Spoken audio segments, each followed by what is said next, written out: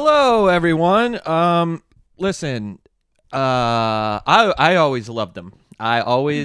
You can, don't check, but I've always said he was a great guy, and he will be missed greatly. Honestly, it's devastating. That's what I was gonna say. I was gonna say it's devastating, and he's arguing with God now. And I'll say Jimmy Kimmel should be. It should have been him. Stop. Sorry. Stop. Okay, all right. I'm trying to say the right thing. You're saying. I don't. Stop. No, that's good. That's no. Okay. Take two. A great man has passed, and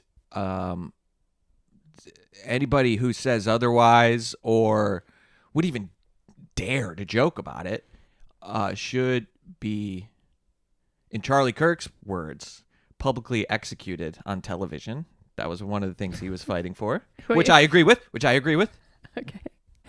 And have always agreed with. And so yeah. That's what they did to Robert Redford. Yeah, because he was trans. Robert Redford got shot in the neck.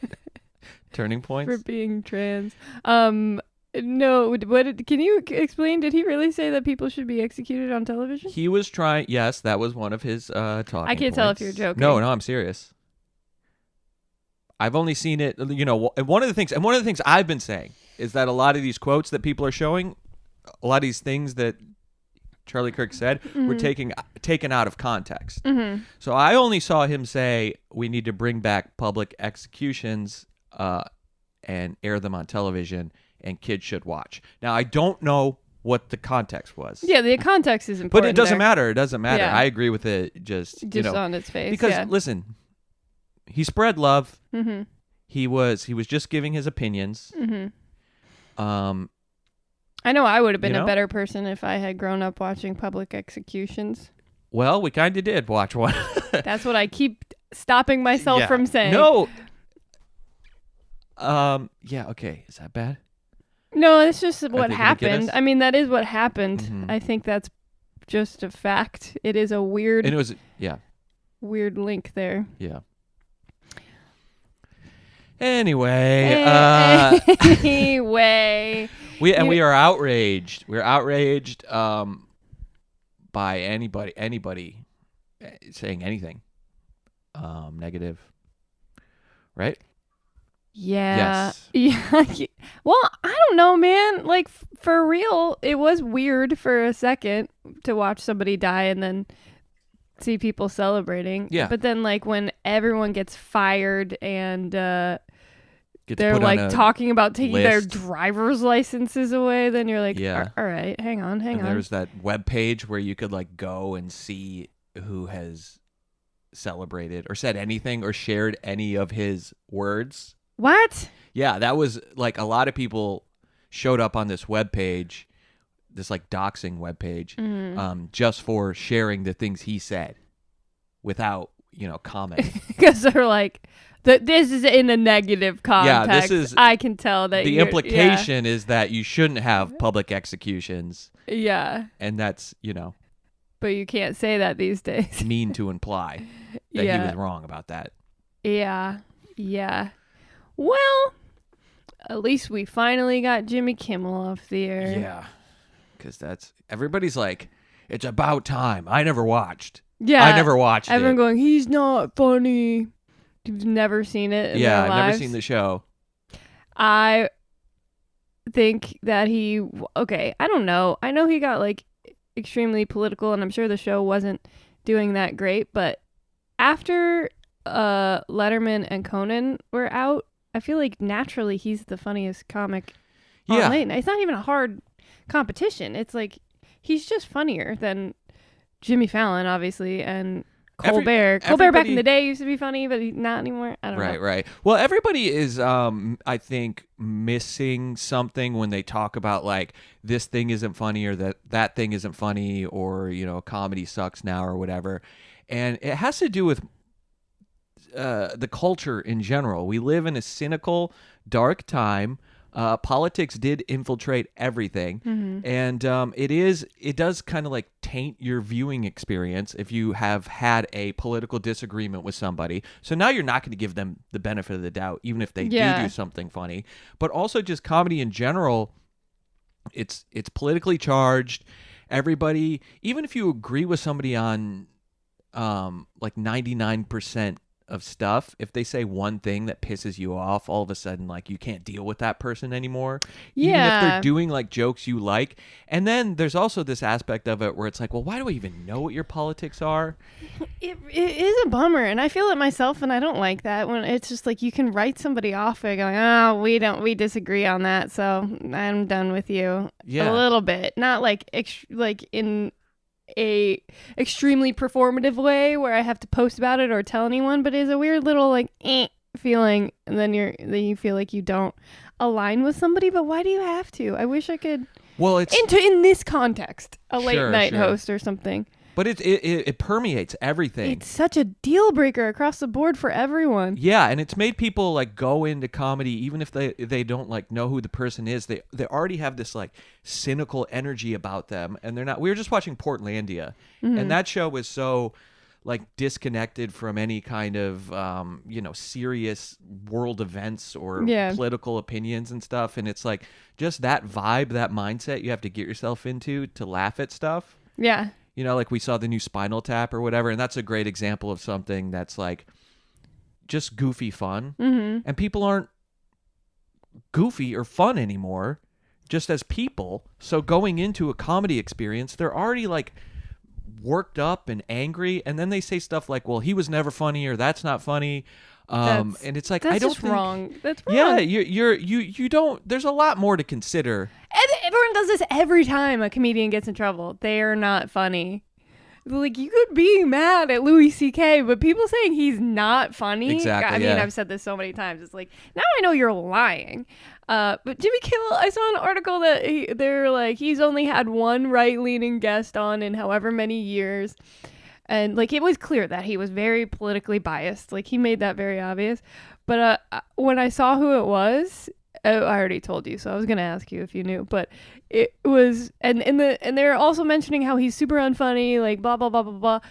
It was Mike Lindell, and he interviewed him from inside of a claw machine because he's not vaccinated, and he's just sitting there. That's funny. Just the photo you showed me was funny. So funny. He's smiling. He's sitting with a bunch of teddy bears.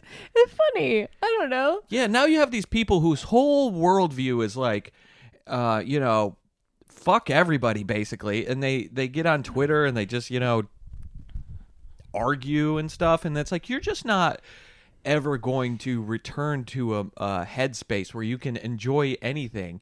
And then they always have their guys that they think are funny, but then it's just people that politically align with them. Like, people will go like, oh, well, Gutfeld is the better alternative. And it's like, I don't give a shit if Gutfeld were the most progressive, thoughtful, or just not even progressive, just like straight ahead jokes guy.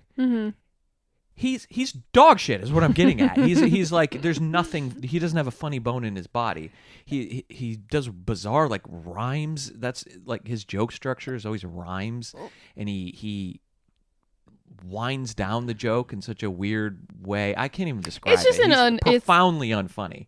It doesn't make any sense to make those comparisons. Like, that's not even a comedian. That's not somebody who started doing stand-up. And right. Then, he was like a humorist. He like wrote funny books, but the books were always seething with hate and like Oh, I didn't even know any of this. Well, I used to work for him, and he wrote a book called The Power of Hate, because there was like a popular book called The Power of Love that was out, and this was supposed to be like a funny like retort. Yeah. And he sucks. He wrote for like Maxim magazine or Men's Health or something like that, because he used to be one of these like 3 foot tall jacked guys. Oh yeah. And right, remember the era in the late 90s of the men's magazine?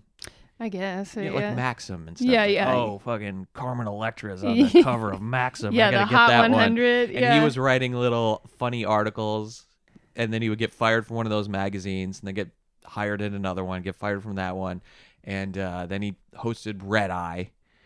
I don't know. None of this matters, but he's just he stinks. Yeah. Well, I like Guillermo.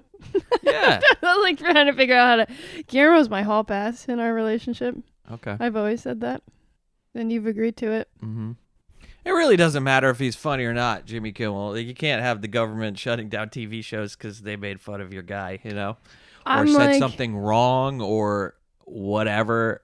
Did he really say something wrong, Jimmy Kimmel? I didn't think so, honestly. I mean, if it depends on how you choose to interpret it in good faith or bad faith, but it seemed to me like he was just saying that it was in the Trump administration's interest to make sure that, like, to figure out how to distance themselves from the shooter, which it just turned out that he probably wasn't a MAGA guy, but all I heard Jimmy Kimmel say was that they were interested in making sure, any way they could, that was true. Really early on, it's like, oh, he was trans. There's trans stuff on the bullets. Yeah, and it's like that didn't even really end up being true. It was more like memes and like furry references and stuff. I think it's so funny watching these guys on television, these like 60-year-old guys try to be like, oh, because Don Lemon said that Trump was a fascist, this guy got radicalized. And it's like,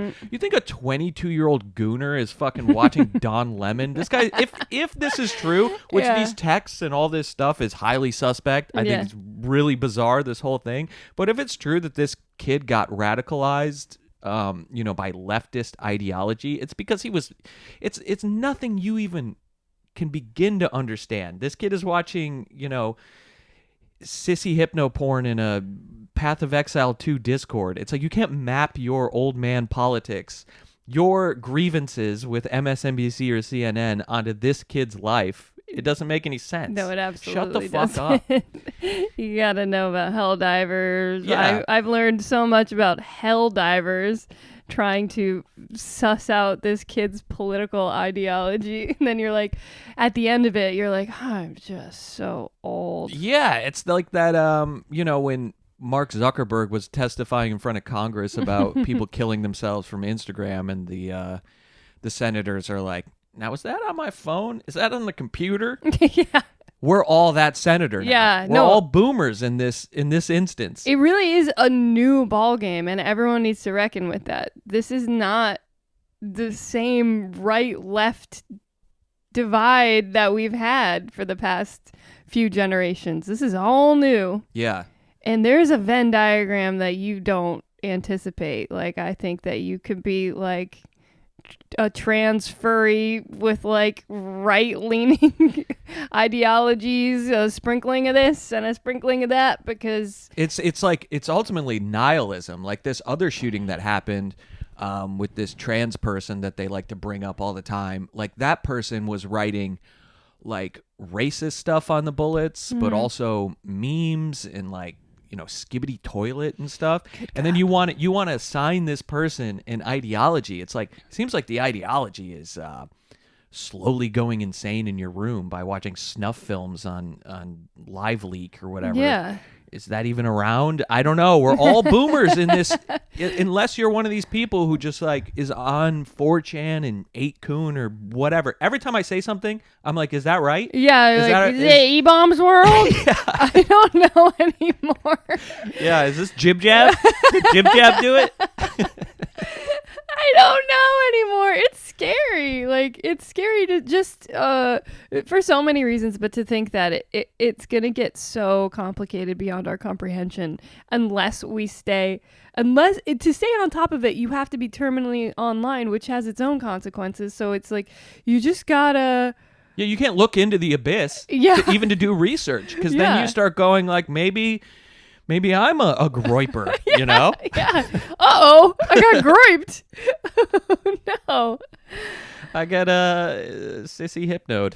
Oh, man. What does that mean? Sissy That makes hypnotized. That makes you trans? I guess. I think let's get Michael Walsh on the phone to explain it to us. Matt Sorry. Walsh. No, Michael Knowles is who I was thinking Okay. of. Michael Knowles can explain I it too. love these fucking guys too. Like the rhetoric. The rhetoric is what radicalized these people.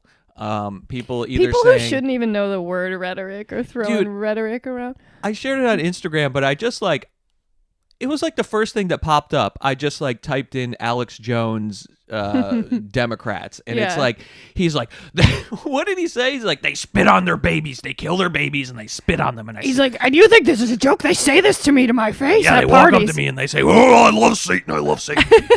You think I'm joking? No. It's like, what is more Inflammatory. they're fascists or they're Nazis, and versus they're demons from they're Satanists from the pits of hell. They're blood-sucking vampires who hate your family, your God, your country, and want to destroy the West. It's free speech, baby. You know what's very funny? To say, you better not call me a fascist or I'll take your business license and your driver's license away and throw your family in jail. All right. You can't burn the American flag. If you, go after Israel, you get sent to an alligator prison. It's like, oh, I'm sorry. But you better not say anything bad about us, because then you're responsible. And then the other thing, it's like, oh, they call him Hitler all the time. I only know of one instance of somebody calling Trump the next Hitler, and that's J.D. Vance. Yeah. Back when he was a writer, talking about his pip-pop and his pee-pop, mainlining opioids. At the old jug dance or whatever. Yeah. And then Peter Thiel was like, hey, Oh, I give you a bunch what of if money. That's all made up? Oh, yeah, the plip-plop and pee-pop. Yeah, plip-plop and pleep-ploop, raising him on the bayou or whatever. Yeah, of Ohio. Playing the washboard Living while on a fan boat. While he studied up to go to Ivy League, whatever. Where did he go, Harvard? Something. Probably. Yeah, and then Peter Thiel was like, come over to my house and strip naked and I'll throw cheese slices at your bologna tits and give you a bunch of money and then I'll rule the world. That's how it went, folks. It's the American dream. If you work hard, if you make work friends hard, with the Antichrist, you can achieve anything. And Ron Howard will direct a little movie about you. Yeah, that book sucked. Yeah, I didn't read it, but I remember read half of it. I was like, this is boring. I don't care. It was such a slow burn. His when Hillbilly Elegy came out, and people were like, "Whoa, can you imagine? He came from nothing, and now look at him." Do you think Peter Thiel had something to do with that too? Like, gotta be. He was an industry plant. Yeah, the book just blew up out of nowhere. The book is like it appealed to like libs because it's all about this guy rising up and but condescending to his white trash family. It's I actually really know nothing about it except that he came from Appalachia and got out of it somehow, but he's just talks about how they're dirt people but he was born better. Pretty much, yeah. He always knew he was great. And I think a lot of people that grew up with him were like, yeah, he was like a prick. He was he just thought he was better than everybody. And that he was going to achieve great things. And then, when you think that... I mean, he kind of proved himself right. Right, but he, when you do that, when you go, I'm better than everything, and I deserve to be, famous and popular and rich, you go, oh, what's that evil, shadowy freak in the corner who's willing to let, help me make that happen? Yeah, you're going to compromise a thing or two. Right. Yeah. You're going to sell old Pleep Ploop down the river. Yeah. Down the river with his jug and his spoons when he's just trying to do some music. His opioids. Yeah. Dang. Take his healthcare away. Yeah. Fuck you, Peepaw. Mm-hmm. That being said, if you read Hillbilly Elegy back when it came out and you liked it, no shame. Yeah, I guess. As long as, we all agree that Charlie Kirk was a good guy and we love him. I just love these guys now going on. You're talking about Matt Walsh and stuff. These guys going on YouTube or Piers Morgan or whatever and talking about rhetoric. I had forgotten that Matt Walsh tweeted a swastika. What? Just because Ben Shapiro was catching all this shit from his demographic because things have shifted dramatically and the Groyper army has kind of just embraced anti-Semitism. There's this valid critique of what Israel's doing, and then there's the Nick Fuentes guys who are like, Jews are evil. And so when Ben Shapiro started defending Israel, all of the comments were like, fuck you, you have horns and all this stuff, right? And Matt Walsh was like, shit, we're losing him. I don't want this to, because it's all Daily Wire, Yeah. And he was like, I don't want this to come over to me. Oh my God. Because everybody was like, you need to speak up. You need to talk shit about your boss because he's out here defending Jewish people. And so he just he tweeted, it's a picture of a white family, and then when you squint your eyes, it's all the negative space is a swastika. What? Yeah. What is what? And he just kept his demographic coming back. He's like, all right, I'll throw you a dog whistle. It's not even a dog whistle. It's like an air horn. This is real? I'm like so naive and like, what? And it's like, clutching my pearls over here. We got to tone down the rhetoric. We got Andrew Tate here with Matt Walsh and whoever. Well, but the two of them, actually, Andrew Tate and Matt Walsh, were like trying to incite a race war after that Ukrainian woman was stabbed to death on a train in North Carolina. Yeah. And Andrew Tate, like, you've said this before, but Andrew Tate, like, you just kind of punch yourself out trying to fight what he's saying because it's so nonsensical that you're like, I don't even know. I feel it.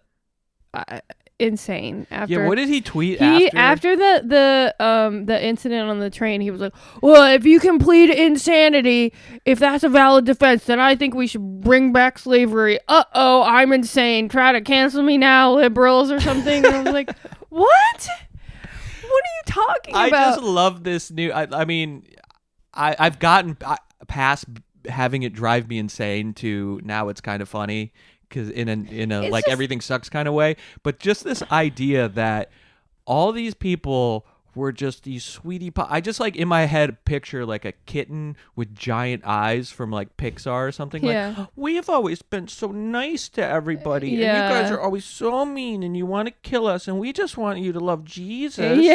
We just want to love our neighbor and take care of everybody. You making fun of us is the reason that people are getting killed. It's like, I don't know about that, but here we are. Also, you mentioned Nick Fuentes and Andrew Tate, and it just like makes me think how we've gotten this far that those aren't even like semi-household names. Like back in my day, if you wanted to be a Nazi, you had to go to the woods or something and join a militia, and it was very you get a four-wheeler and some like camouflage. It was very underground. Because people would not tolerate it in public. It had to be a secret, and now it's like he's like White House adjacent right now. I'm not even saying they embrace him, but like he's like in the conversation when it comes to the right. He is on the fringes, but it's like, this is crazy that we're even Donald Trump. Remember that? No. Remember the whole like Kanye West, Nick Fuentes saga where they were going to Mar-a-Lago and hanging out with Trump and stuff. Nick Fuentes was Kanye's like campaign manager. Oh my God, dude. It's like the vile rhetoric on the left, and it's like I see like that dildo Destiny out here celebrating Charlie Kirk's death and stuff, and I'm not gonna say that like obviously that's ridiculous and insane and is just like fueling the war against the right and the left and all that stuff, but like to be like but we never did nothing wrong. It's ridiculous. We never said nothing about nobody, and now you're killing us. It's like, fuck you, that's not what's happening. No, it's absolutely insane. Also, like the implication that one guy's actions, you can take that and be like, okay, well, that's what they all do. They all killed Charlie Kirk. Yeah, I mean, if you are somehow associating yourself with the left in America, which is millions and millions and millions of people, to have like some furry on Discord who writes ooh on bullets, like to have to answer for that kid, to be like, that's you guys, that's what they this do. is what you guys are all up to. It's like I just want healthcare. Really, I don't know, man. I've never even played Helldivers 2, although do you think they've gotten a big spike? Oh yeah. Oh my God. I did want to play it. It looks fun. Yeah. Do you feel weird now? No. Okay. You can. Well, you just keep looking at me like I'll let you play it. I don't care. Wait, Okay. is it a radicalizing game?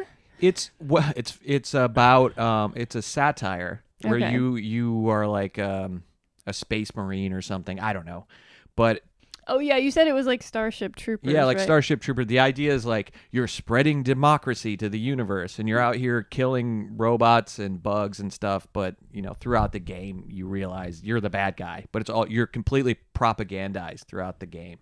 Man, who knew that Tipper Gore would seem tame? Like, bring back that kind of person who's trying to shut down video games Yeah. rather than every other human being in the country. Well, they're bringing that back too. Okay. There's a lot of discussion about video games. Yeah, but just she was like getting rid of Twisted Sister and John Denver or whatever. This is too. John Denver is the reason we're all getting killed out here. The video game thing is coming back though. They are saying that like video games are responsible for shootings, which I think is so stupid because really what's going on is these kids are lonely and don't have any purpose in life, so they commit themselves to video games. I think if you got rid of video games, it'd probably get worse out here. Yeah, maybe they you're wouldn't right. have a way to occupy themselves all day. I do okay. And I know I'm going to sound like Tipper Gore or somebody, and this is probably a lame take. I'm just entertaining it a little bit. If you are, it's so many factors like loneliness and isolation and just not being outside and being extremely online. But that compounded with extremely realistic first-person shooter games must like at least light up your brain a little bit of like, this is cool, and also like it to sort of makes doing it in real life seem like less real. Well, I think that's like your intuition. That's what it seems like. But Yeah. I know they've done countless studies and they can't find a connection between. How do you do an ethical study on school shooters and how video games actually? Oh, I don't fucking know. I'm not doing the studies, but I think they see how your brain lights up or something. Like, see, I just think it's the same argument as, if you watch horror movies, you're going to kill people. Yeah, maybe you're right. It's I think people do have the ability to separate real life from video games. I just think video games is what people do when they're lonely and not sure, what to do with their lives. They just commit themselves to like accomplishing some kind of task, which is like collecting all the stars in Mario Galaxy. Or Well, whatever. yeah, I do wonder if you really studied the brain of somebody who for decades, or at least a decade, played Mario versus playing a game where you are holding a gun. It's just like simulated first person and you're shooting other human beings. I just don't think there's any connection. Like, if you think about Grand Theft Auto, which the last Grand Theft Auto game I think has sold more copies of anything ever, like movies, anything. And was there like a uptick in carjacking when that game was at its peak? I don't know, maybe. I don't think so. Well, here we are. Neither People, of us know. Killing hookers and I mean, that does happen. I guess you could also make the argument that if you have video games where you can simulate this stuff, it takes the edge off, and maybe you won't do it in real life. yeah. Sure, maybe. Mm-hmm. Okay. Well, moving on from that. But I also don't even like know if any of this is true.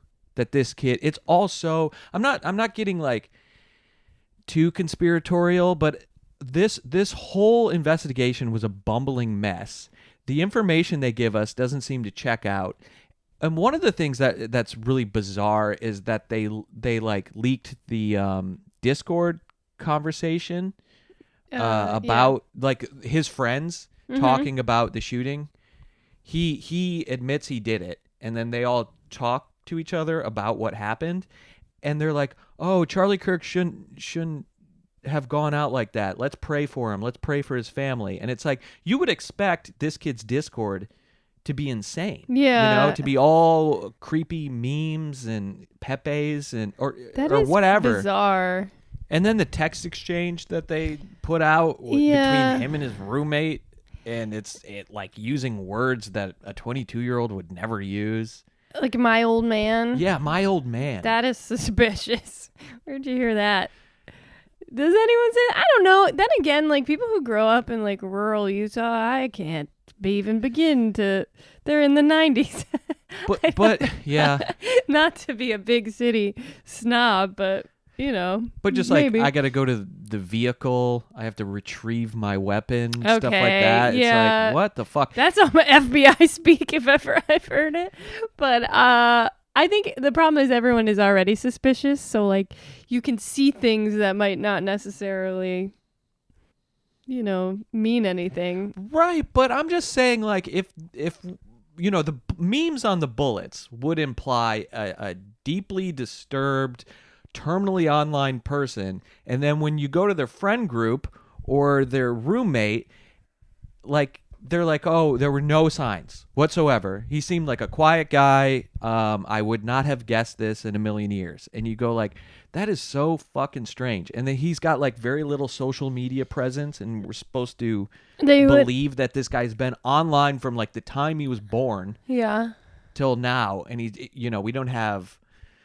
doesn't have like a YouTube or an active Instagram and stuff like that. You're like, what? Oh, that is weird. I didn't even think about that. That is bizarre. And this seems to be the case with like the guy who tried to kill Trump. That kid. He's just like, it doesn't exist. In a day and age where everybody has this massive footprint online, and these kids are just ghosts. It's very like, weird. Very weird. Yeah, I mean, like you said, especially for somebody who's clearly been online poisoned, it doesn't make any sense. And it also doesn't make any sense, like, conspiratorially, because you don't even know which direction to go. Like, if somebody did this, or, you know, this was like a hit that was orchestrated, like, why was the plan to put furry stuff on the bullets, but get yourself a patsy who was raised in a Christian family? And I don't know. And then again, I might even be wrong about this stuff, because we get information and then it changes, and I can't remember what was true and what wasn't true, you know? And then for these fucking assholes to go out there and be like, oh, this guy represents an entire demographic. This is Rachel Maddow's doing. Yeah, and we're honestly very confused about what how actually or why happened. this happened. Yeah. Prove that before we all start mudslinging. Prove where this radicalization came from. We still don't know. That's the problem. You can say there's inflammatory rhetoric being thrown around, and that's true. That genuinely is true on both sides, but you don't yet know. It's only been like a week and a half. You still don't know how or why this happened. I saw real-time conspiracies developing moments after he was shot, because there was that guy, we haven't even talked about this yet, the old man who was arrested, who was like, I did it, that crazy guy. So then people start going, the leftist boomers in America are the reason this country is going to hell, and because they saw what blah blah blah, and then they were confident that was the reason that we're in the mess that we're in. And it's like, well, it turns out that wasn't true at all. So now what? I don't know. And then they find child porn on that guy's computer, and you're hell? like, what is happening? Something weird is happening. That guy's last name is dangerously close to mine. Uh-oh. His last name is Zinn with 2 N's, and that's it, folks. No typos, please. And he was at 9/11, and what? he was at, yeah. The hell are you talking He got about? arrested for some bomb threat or something he did. He did 9/11? He did 9/11. We gotta get offline, Ian, I think. This isn't even this is just regular, you're right. American culture now. This God is like, damn. this is everywhere. Oh, I keep getting these like ads, not ads, but I follow these like accounts on Instagram for like buying a house, and there's this cottage in Ireland that was just like sun-soaked and beautiful out in the woods, and I was like, it had a huge open kitchen. I would just bake all day, and I wouldn't even know who any of these people are. Woo would mean nothing to me. It already means nothing to me. Go but over it would there, and there'd be an Irish Andrew Tate fucking screaming about something, you know. Conor McGregor would be like, yeah. Yeah, no, I know. I'm just saying, I'm not saying it doesn't exist over there, but it looks nice, and you would feel distant. America feels bad. Yeah, because it's like the center of the, The air is noxious. Absolutely. I think what's happening, though, is the reason everybody's so vocal about this, I mean, I do think normal conservative people were very disturbed by the celebrating of Charlie Kirk's death. But the powerful people, I think what they're realizing is that they put us in this hyper reality where nothing is real. Like, truth doesn't exist. If there's like bad job numbers, you fire the job number guy and you hire a new guy who'll give you good job numbers.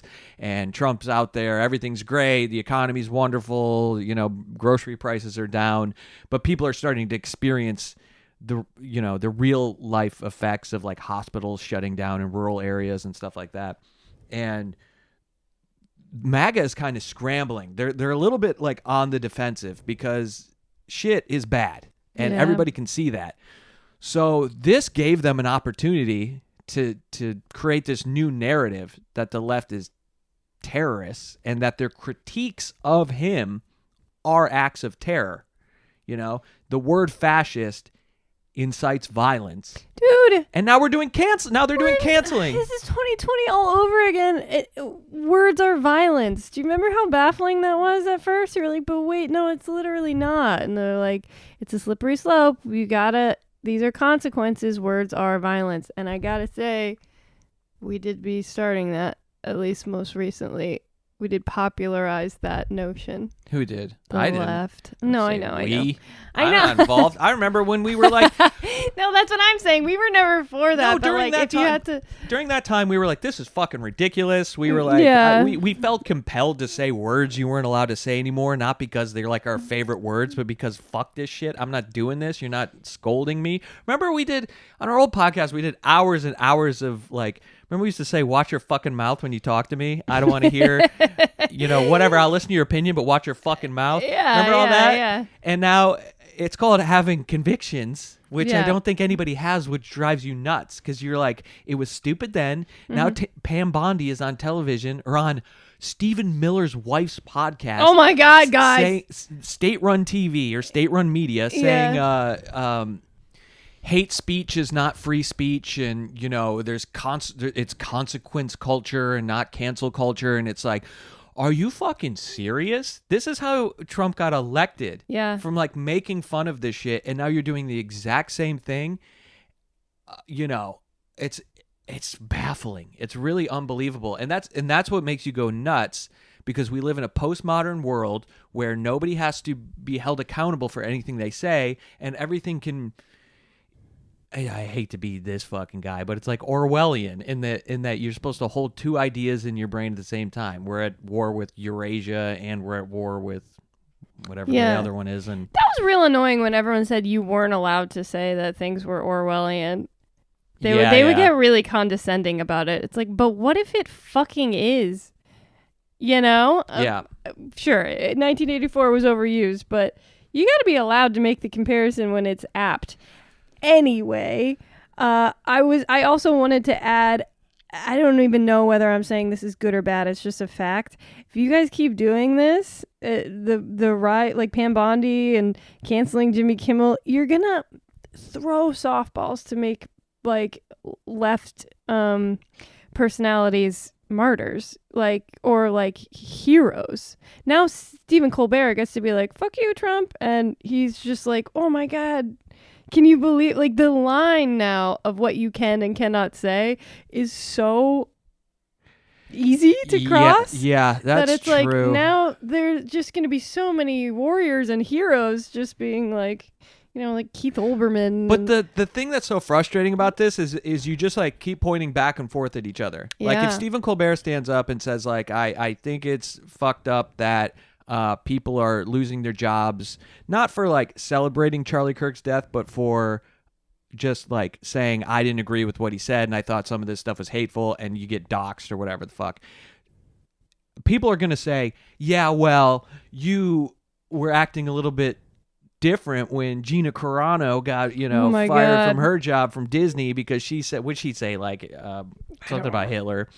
And and so then you just point back and forth because nobody has convictions and everybody is wishy-washy with what they believe depending on who's in power. So everybody just gets to go, oh yeah, well you were mad about that. Well, yes. Okay. Is there I keep thinking about this. Is there a psychological term or some kind of term for this type of human interaction where somebody does something to you, you hate it, and then when you get the opportunity to do it to them, you do it back to them, and you go, well, that's what you did to me, even though we both agree that this sucks, right? So then there's just this back and forth ping pong of misery. Yeah, I think it's like this thing where you realize that people aren't really interested in a moral or having a cohesive worldview. It's only about fucking with the other person. And that's why Christianity's really been bothering me a lot lately, because I think a lot of these people say, well, I can't be immoral. I adhere to the evangelical church's perspective on this topic, and that comes from God, and God is the ultimate moral figure, Well, when you have the whole rubric of what's right and what's wrong, no wiggle room, then it's you have your established enemies. There's no, I don't know. Right. You're either with me or against me. But it's not. But if the Bible, if religion was a list of right and wrong, then that would be one thing where you go okay, I have my checklist here. These are the things I'm not supposed to do. These are the things I'm supposed to do. And the Bible does offer that. But the problem is there's so many contradictions, and also the way God behaves like a petulant, jealous baby. And then there's so many instances where things are up for interpretation, and then it gets filtered through your specific church. And if you have a particularly dark or cynical church, then it comes out the other side, and you feel justified and emboldened in your terrible actions of this tit for tat bullshit. And it's it's really not tethered to anything, but you go no, God good, I'm a follower of God. We got to kill all these people. Or we got, this group of people are terrorists, demonic, blood-sucking vampires from hell because they don't adhere to my church's ideas. I don't know. It sucks. Maybe a stupid question. Is Alex Jones religious? Oh, yeah. They're all extremely religious. Okay. He's a confusing one, though. But they're not. But this is my point. They're not religious. They're not anything. This is just... Yeah. A smoke screen to be a little bitch. The way that everyone is a philosopher nowadays, but they're also number one, a YouTuber with a Patreon and a coffee subscription that they're hawking is what are we doing? Does anybody believe in anything? Are we just all mad at each other for sport and for money? I mean, I think so, but where does that leave the rest of us who just consume all of this slop all day? Right. And, one of the big conspiracy theories is that Israel did this hit, which I don't think there's really any evidence for thus far, besides the fact that Charlie Kirk was in some kind of feud with Netanyahu and was arguing with Bill Ackman, who's this billionaire Zionist. And it begs the question, why is Charlie Kirk, these people who are presented to us as just opinionated patriots who just want to get their ideas out there, why is he so close to billionaires with very defined ideologies? That's the other thing. Everything is just funded by these are not, you go somewhere, find out what your deeply held beliefs are from a billionaire. And then you go out there and just express yourself and do free speech. And it's just curious that within moments of, I don't mean curious in terms of this conspiracy theory that everyone is spewing, but just strange that after somebody like Charlie Kirk dies, that these foreign world leaders with insane amounts of influence are going, he was a good friend of mine, R.I.P. You're he wrote me a letter. Netanyahu coming out, first of all, saying it was Muslims, immediately. He actually said that? He said it was a Muslim. That's the first thing he comes out and says. And then immediately comes out with, he goes on all these different television networks. He doesn't appear on television in Israel because they hate him so much there. He only comes here to do our Nelk Boys and our Patrick Bet-Davids and our Newsmax. That's so weird. Programs. And so he immediately comes out while he's simultaneously bombing like 4 different countries. He has all this time to come over here and talk about how Charlie Kirk wrote him a letter, told him he was the best guy ever, how he should kill as many people as he wants to kill. Yeah. And Trump's doing the same thing, but Charlie Kirk did, bend the knee to Trump and got him elected and stuff. But, you don't have to believe that Israel killed Charlie Kirk to know that is disgusting. When it was also known that Charlie Kirk and Netanyahu were battling each other because Charlie Kirk was starting to entertain some ideas about what was going on over there. He wasn't necessarily concerned about the loss of life, but he thought we shouldn't be spending money, which sure, but sure. Yeah. He had some interesting things to say about Muslims, but he was kind of pushing back on this narrative that this is like a good thing. And barely. He just had like Dave Smith and Megyn Kelly and Tucker Carlson come to one of his events and speak out against Israel, but he wasn't like. But he invited them. I mean, Dave Smith is extremely against. Yeah, but if you're going to kill somebody, why not just kill Dave Smith? Why would you? Let's just. No. I'm just saying, like, for this conspiracy theory. Just to be totally safe here, let's just. I know what you're saying. Or because it doesn't make any sense to kill Charlie Kirk if you're Israel, because what's going to happen is his entire demographic is going to go over to Nick Fuentes, who is openly anti-Semitic. Yeah. Yeah. You could like persuade Charlie Kirk, which is what they were trying to do. They were trying to essentially buy Turning Points and make it a pro-Israel operation. Oh. Yeah, no, that's, maybe that's, oh God, no, I don't want to. Nothing. Yeah, I don't know. Well, this is what happens when your government is inept and the head of the FBI, his eyes are popping out of his head, just looking so suspicious. Honeycomb monster Kash Patel. Let's hire the most suspicious man in the United States. And you just He's like, I'm going to work out my neck so hard. I'm going to have the most biggest neck in Quantico. Yeah, no, that's actually a really good point. That if people feel that the entire government is unstable, then they're like, well, I gotta do the FBI's job for them. Yeah. Wow. They're doing great work out there. A lot of AI photos being compared to Tyler Robinson and being like, you're telling me this is the same person and it's got like 16 fingers and you're like, that's not even anything. Oh, I thought you were going to bring up how Ted Cruz is like tweeting out AI images of Charlie Kirk as like an angel. And Jesus Christ, guys. Also, they keep tweeting out Charlie Kirk with Martin Luther King. Guys, he specifically said he didn't like him and that he was a bad person, right? Yeah.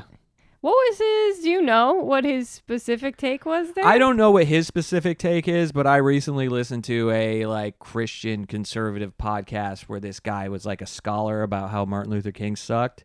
Mm-hmm. And it's this... Yeah, he made that his life's goal for no reason whatsoever. Yeah. The idea is that Martin Luther King did not really... This is not me talking. I think this is nuts. But he didn't really follow the Bible. He wasn't particularly religious. He didn't believe in the resurrection. And what he really was like a sleeper cell Marxist who was involved with these communist groups and was trying to destroy America or something. Dr. Martin Luther King? He didn't believe We're doing McCarthyism again. I know. Where we're going like... That's going to be something you're not allowed to say anymore because it's either inflammatory or overused. It's going to be one or the other. It's going to be like Orwellian or like fascist or something where it's like you just can't say it's a witch hunt or it's McCarthyism because... Well, I think it's even darker than that. They've started celebrating... The right has started to celebrate McCarthy as like a great guy, like rewriting history, or not even rewriting history, saying that like we analyzed it incorrectly and he was fighting against the communist threat. I mean, and it's all wrapped up in this bullshit about cultural Marxism, this term they've invented in recent years. And we're going back to that stuff. We're going back to like, I don't know, Cold War communism fears, and communism makes you trans and kill people, and I don't know. Once again, it's just like villainizing something, saying that I don't like cultural Marxism, saying that we don't like this, and then usurping it. Oh, yeah. What are we doing? Yeah, by like with the cancel culture stuff. Yes, it's exactly that. We don't like this like cultural policing, and then also, now we're gonna do it. It's actually, you know what? It's actually pretty fun when you're in power. Well, some things, there's consequences for stuff. Can you believe you're hearing people, the loudest people during 2020, whining about being canceled, which I don't even, it went too far. It was ridiculous back then too. But now saying things like, it's consequences for your actions. It's not canceling. What people used to say. Verbatim. Yeah. Free speech doesn't cover hate speech. And hate speech is whatever I say it is. It's really bizarre. Hate speech is when you retweet a Charlie Kirk video of him saying things that he said himself. Also, with this Jimmy Kimmel thing, this isn't what happened in 2020, because this was the government intimidating a company to remove somebody from the airwaves. This is government censorship, which, there was a little bit of that with Biden leaning on Twitter and Facebook to take down like quote unquote misinformation during COVID. But this is way more intense. This is like, we can do, he said, we can do this the easy way or the hard way. This is the government saying this. Does that mean you're going to kill me? What does that mean? Yeah, we're going to kill Guillermo. No. I know. Not my hall pass. Okay, do 9 more minutes. Go. Okay. Well, I watched Who's Afraid of Whatever Happened to Baby Jane. And guys, that's a good film. It's a great film. Did you know that Joan Crawford and Bette Davis hated each other's guts, but they agreed to do this movie at the twilight of their careers in hopes of staging a comeback, and boy did they.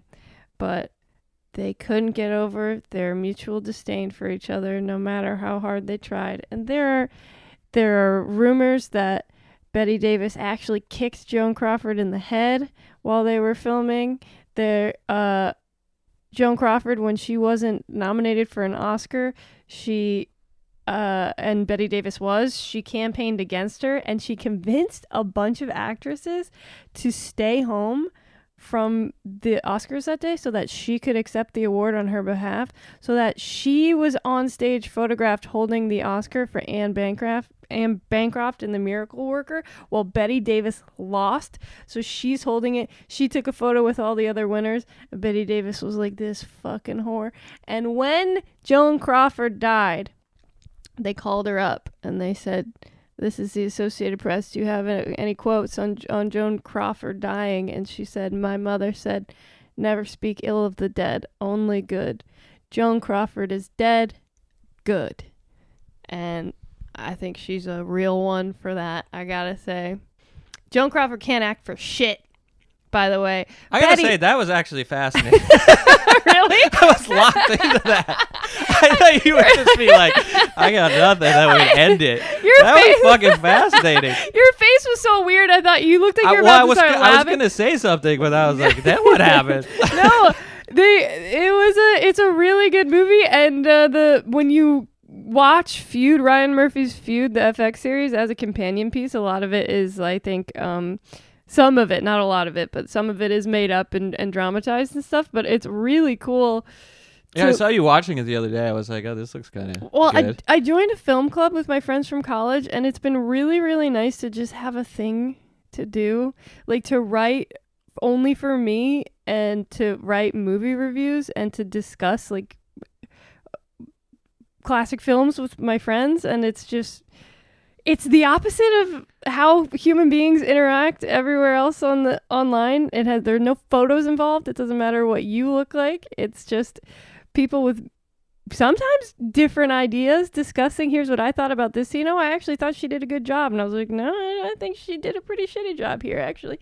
And was the direction good? Or how many stars do you give it and why? Is that public, that thing you do?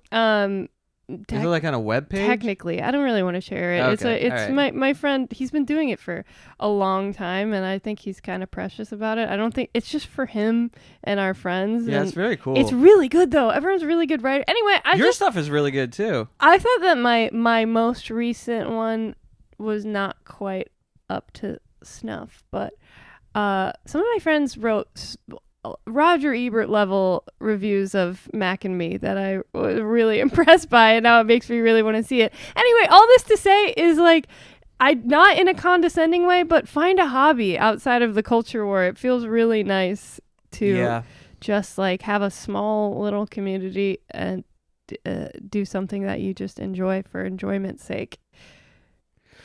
No, it's good advice. I don't think I have a lot of hobbies. But I always feel like the end goal is to like get somebody to look at it, And Yeah. I'm not good at that because I don't want to be out here creating another account on something to share something on, and then I get like upset about it. Well, that's an interesting do you feel that that's the end goal of creativity, to have other people enjoy it and have it be acclaimed, or do you feel the same amount of satisfaction from just creating something? It's a different type. When you're creating something, I feel like you hit like a Zen flow state where it's like it feels good to be creating something, which is a different feeling than having somebody else enjoy it. It's just it's not comparable. Yeah, one's meditative and one is like ego driven and like dopamine, like a dopamine hit. Yeah. One calms you down, the other one gets you amped up. And exactly how I feel about baking and cooking right now, by the way. It's so meditative. It shuts my brain off. I love it. But then I really, really like when somebody's like, oh my God, this is so good. Yeah. But also, people will say stuff like, oh, well, the point of creating something is just to like get that feel, just to create. You know? Yeah. But that's kind of ridiculous because, like, you wouldn't bake a cake and then throw it in the trash. Sure, but you could draw or make a painting just because you love it. And then what? Wrap it up and shove it in Put the it in your closet? studio. I don't know. Yeah. Just have it in your collection. Or writing just because, people journal and stuff just because they like to write and they don't need to show it to anybody. I assume these people exist. I only know of other people's work if it's come across my desk. I want to lie and be like, oh no, I am just creative. I just want to make stuff. They go hand in hand. It's like, you need to show that's not abnormal. You need to show your creation to other people. And that's what's fucked about being alive now, is you throw something on the internet and people will be like, fake it, gay, kill yourself. You're engaging. Now it's like, it's just ruined everything. Or somebody just AI generates something. But that's exactly why I was saying I'd rather not share the blog, the film club blog, because it's like, it's so precious and like it's in this little ecosystem just for the people who No, that's awesome. That's like the perfect. It's like both worlds. Exactly, and there are like a lot on there where I'm like, this would blow up. Like, this is so funny and fun. My friend Pat wrote a review of Barry Lyndon that made me laugh out loud. It's so fucking I read that. funny. That was very funny. And then it's like, if we just invited the world to comment and add to this, it would just ruin it. It would be so poisoned, I think. I guess what I was trying to say is like, how do you even you found that perfect balance where a lot of times a hobby, unless it's like Legos or something, you know, you're going to feel compelled to be like to engage with the world again, to get it out there and show people your thing. But you found this perfect, do you feel like ecosystem? It's sort of it's random what kind of lights up your brain and gives you those dopamine hits. Like, some people just have their job and their family, and then they like hiking, and then that's what fulfills them outside of like their regular adult responsibilities. And I feel like that's lucky compared to people who are like, well, I'm compelled to make something, and if other people don't like it, I will be suicidal. Yeah. It's like, oh no. And you don't choose what you like, right? Like you can't. But it's also pathological. Like that, people romanticize artists, and I think this is very much the case in like the early 2000s, and the slovenly comedian who's got a bunch of addictions and weird sex things and stuff. But that's cool. It's like, it really isn't cool. There's nothing romantic or sexy about it. That feeling like I feel compelled to have people like me and like my it's not a cool compulsion. It's a really gross compulsion. It really is. It's really shameful, honestly. But I mean, I assume you were talking about Louis there, right? Or could it be anybody? Sure, Louis, but like 10 other guys too. I know. I just mean in if I could use Louis as an example, like in his heyday, I think what was great about him is like sort of the mirror back to you of like, oh, I find this relatable, or like it's not even like a PC thing, but like things that you shouldn't be allowed to say, like sometimes your kids are annoying, that kind of stuff. That's like was sort of therapeutic on top of being very, very funny. Yeah, sure. Okay, there's Louis the comedian, but then there's like the WTF Louis, where it's like, I'm aware of all my flaws, and I am a loser in a lot of capacities. I'm overweight. I can't handle having money, or whatever it is. There was something that became glamorous about that, and it's like, yeah, just expressing your flaws. And it was, you can kind of see it in like Tina Fey too, because Tina Fey's like her comedy styling was always like, I'm a bumbling goofball who's socially uncomfortable and stuff, and like weirdly that became cool. It's such a weird cycle, because romanticizing your own pathologies and your flaws and stuff is bad? Question mark? I don't know. I think it is. Yeah, it's like the self-deprecating thing where it's like, you say like, I'm a big dumb idiot, but what you're saying is, love me, love me, love me. Cool, I'm aware of it. Yeah, isn't that charming actually? Aren't my flaws like fascinating to you? And then that morphed into just like, now what we have is Bert Kreischer talking for an hour and a half about his therapy session. Don't you think that's the evolution of that? Yeah, no, it's not just him, it's everybody now. There was a big my flaws are super interesting and make me super cool. I'm the most drunk person in the world. My head is you can't get any pinker than this. I have to drain it. I have to drain my scalp. Has to have his head drained. There's like a little knot in the back of his skull. But no, you see so many people do it. I think it's like really talented people make it look easy. And so less talented people look at that and they go, well, this is, number one, going to get me so much attention. I just talk about myself and what a piece of shit I am all day, and then people adore me for it. Sign me up. Mm-hmm. And then they skip the comedy part. And now you have a bunch of people just getting on stage being like, I'm a fucking mess. And you're like, what is this doing for me? I don't know. It works a lot of the time. A lot of the time audiences now mistake it for comedy, and they're just kind of like, well, I like this person as a person, so I'm entertained by them just farting around on stage. Right. And who am I to say that you're not allowed to like that? I don't know. I mean, you're not, and I'm judging you're you. Not. No. I'm judging you, but like, I understand what, like, on a rational level that's, I can't stop you from enjoying that. Have we broken any kind of ground here? I don't know. I just kind of wonder what just happened, kind of. Yeah, we were about to do 9 minutes, and then we just did a whole second. We just went down the whole. I do have something to say, though. Yeah. Is it all going to tie it together? Yeah, kind of. Okay. So our compulsion for people to pay attention to us. Could you please subscribe to this podcast and comment and review? I know everybody says that, but we are not the Daily Wire.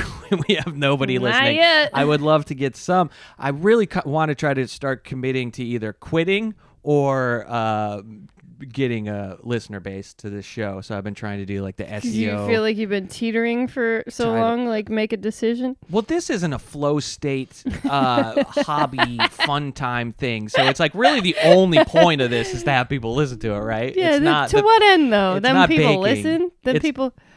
Then what? People listen to the podcast, then they bother us, then they tell us what's wrong with us. Yeah. Why they hate our fucking Stop guts it. so I'm much. trying to do something. Sorry. I've been trying to put in the time to get us some more listeners by doing SEO, putting titles that are searchable and stuff like that. But if you are, I don't know, good at Reddit, or you have a Gooner Discord, or you just have somebody that you think you could share this with that they would and they would like it, please do that. And you can check out my Substack, A Goblin Ate My Pussy, and subscribe to that too. Is it substack.com/A Goblin Ate My Pussy? I think that's right. Yeah. Okay. Oh yeah, we're gonna be working on boosting these numbers because we have a new SEO manager now. His name's Guillermo. He's recently been hired. And we also have sex with him. Mm-hmm. The Together. Eiffel Tower him. Stop it! The man just lost his job. I think he'll Only bounce if he back. wants to. Can you Eiffel Tower He was a man? parking attendant. Now You he's the can't richest Eiffel Tower man. a in the world. man, can Yes, you? he can. Can you? How does that work physically? What do you mean?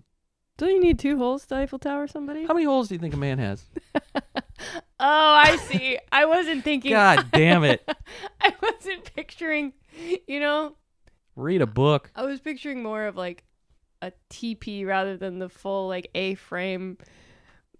I wasn't thinking What? geometrically. Now I'm picturing it. Okay. Anyway, sorry to... It's like, you remember that test that was on Twitter for a while? It's like people picture things in their heads differently. Like some people can't visualize things, and it's like an apple. Some people see like a fuzzy apple, and some people can see in their brain the entire fully formed apple. Okay, yeah. You're like that with Eiffel 3 Towering. people fucking. Yeah, I like couldn't. real fuzzy to you. I really couldn't. Well, this just goes to show that I'm not some sort of porn-addled freak. I don't even know if I've ever seen it before in my life, so I just wouldn't know anything about it. And there's no reason to invoke Guillermo here. You did it. I didn't do that. So cut that out. Anyway. All right. Well, Good night and good luck. to my friend Charlie, Stop. Just stop. Good Rest night, everyone. easy. Good night. we have the watch, Good night. and I'll Good- see you in Valhalla. Good night, everyone.